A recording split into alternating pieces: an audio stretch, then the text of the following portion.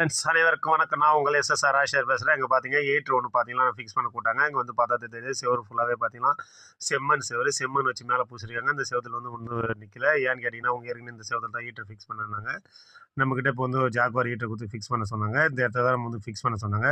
இந்த இடம் பாருங்கள் ஃபுல்லாக டேமேஜாக இருக்குது. அதனால் நம்ம வந்து அந்த இடத்துல ஃபிக்ஸ் பண்ண முடியாதுன்ட்டு இந்தாண்ட பார்த்தீங்கன்னா நம்ம வந்து பெரிய தாய் வாலில் வந்து நம்ம ஃபிக்ஸ் பண்ணியிருக்கோம்.